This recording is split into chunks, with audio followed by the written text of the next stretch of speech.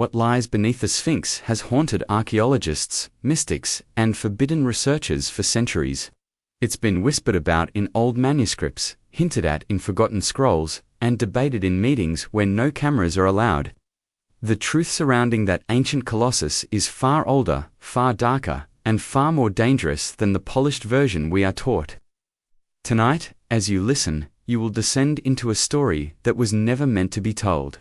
A truth carved into the silence of stone, long before Egypt rose from the desert sands, long before the first pharaoh wore a crown, and long before history dared to speak the name of the beings who walked the earth when humans were little more than frightened observers of a world shaped by forces they could not understand.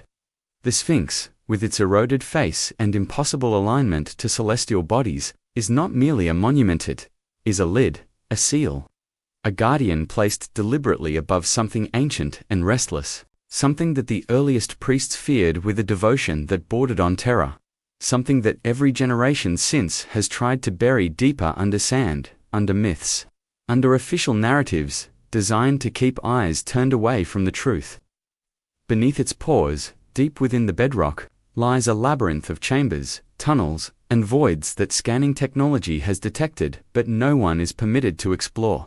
These chambers do not match Egyptian construction techniques. The tunnels are carved with a precision so alien that some believe they may predate not just the Old Kingdom, but civilization itself. These hidden spaces form a map of consciousness, geometry, and energy flow that early builders considered sacred. But the deeper meaning has been completely erased from public discourse. And why? Because what slumbers in those chambers is a relic of a forgotten age, an age in which humanity might not have been the dominant species on Earth. Carvings recovered from neighboring sites quietly removed, locked away, and never displayed reveal tall, elongated beings with luminous eyes and devices that appear to manipulate light, gravity, or perhaps even something beyond our understanding. These images match descriptions found in Mesopotamian tablets, pre-flood myths, and even the legends of cultures separated by oceans. They all point to a time when a race known only as the Watchers or the Shining Ones walked among early humans, guiding, controlling, or observing them as one might observe an experiment. Tonight you will follow a forbidden trail of evidence, a trail pieced together from leaked scans, testimonies of workers silenced by non-disclosure agreements, old diaries from explorers who vanished in the desert, and fragments of ancient texts that survived fires, floods, and censors. By the end of this story, you may never look at the Sphinx the same way again. The first clue lies in the erosion on the Sphinx's body. It is water erosion, not wind, indicating rainfall that Egypt hasn't seen for at least 10,000 years.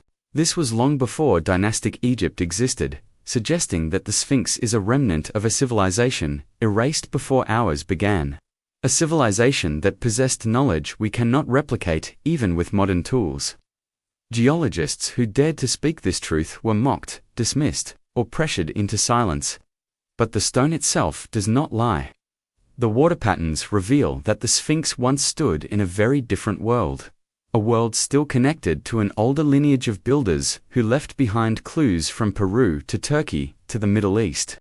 But the most disturbing part begins when you descend beneath the pores. In 1998, ground-penetrating radar detected a perfectly rectangular chamber 9 meters below the Sphinx's right paw.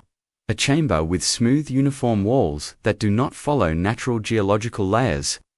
Egyptian authorities insisted it was natural, but experts disagreed.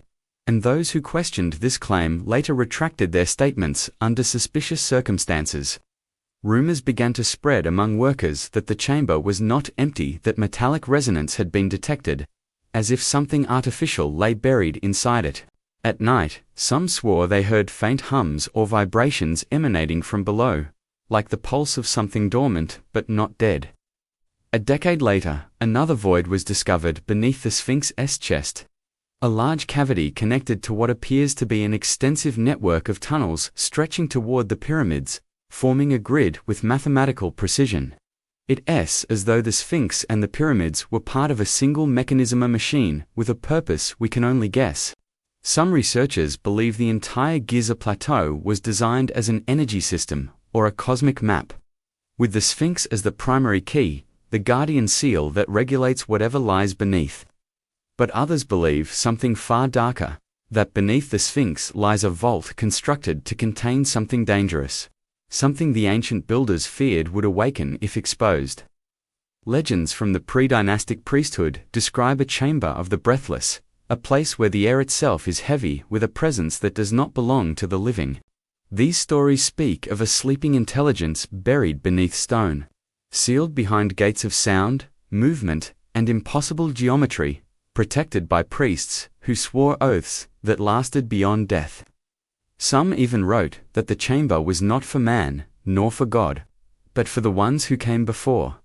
And then there is the testimony of Alan Westcott, a British explorer whose journal was found near Saqqara in 1932. He wrote of entering a tunnel beneath the desert that led to a doorway carved with symbols he could not identify, symbols that pulsed faintly in the darkness, like embers breathing. He reported hearing a low vocal vibration coming from beyond the door, as if an ancient choir hummed in a forgotten language. His final entry read, "The guardian sleeps, but it hears us." Westcott was never seen again. Some believe he found one of the access tunnels beneath the Sphinx, a tunnel sealed since the cataclysm that ended the previous age. This is the same cataclysm referenced in the Puranas, the Sumerian king lists, and Plato's tale of Atlantis records, describing an advanced world brought to its knees by forces of nature, warfare, or something far more cosmic. As the story deepens, we encounter another anomaly, the so-called Hall of Records, rumored to contain the knowledge of a forgotten civilization. Edgar Cayce predicted that this hall lay beneath the Sphinx's paw, and although mainstream scholars dismissed this as fantasy, leaked scans from 2009 suggest a network of rooms arranged in a geometric pattern resembling a star map. Why would an ancient structure be designed like a constellation? Why would the Sphinx face east, toward the rising of a star associated with resurrection and rebirth? Perhaps because the builders were not merely architects, they were astronomers, scientists, or beings from a time when the line between myth and reality had not yet been drawn.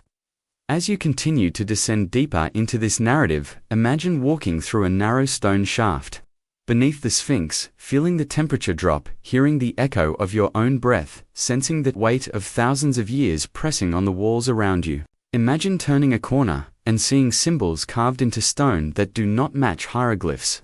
Symbols more akin to those found in Göbekli Tepe or the Indus Valley, as if the same culture left their fingerprints across the world. Now picture a chamber at the end of this tunnel, a chamber with a smooth floor that reflects dim light like polished obsidian. A chamber where a sarcophagus-like structure rests, not made of stone, but of an unknown alloy that does not corrode, etched with patterns resembling circuitry or musical notation. Some believe this is the sleeping vessel described in ancient texts, a container holding something not human, something preserved or imprisoned, waiting for the right moment to awaken. And what if the erosion on the Sphinx is not merely a clue to its age, but a sign of a world-changing event connected to whatever lies beneath? What if the great flood myths, told by cultures worldwide, describe not only environmental collapse but the downfall of the very beings entombed under the Sphinx? And what if humanity was never meant to find this chamber again? As the sands shift, as technology improves, as curiosity grows stronger than fear, the seal weakens. Perhaps the greatest secret of all is that the Sphinx is not merely guarding something, it is warning us. The ancients did not carve that face to honor a king. They carved it to face the rising sun, as if watching for the return of something that once walked the earth. And tonight, you've heard the story. No one is allowed to tell the story buried deeper than the chamber beneath the paw. That what lies beneath the Sphinx is not just a relic, not just a library, not just a machine.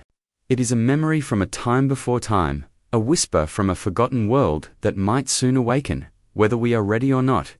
Thanks for watching. If you want to explore more forbidden stories, be sure to subscribe.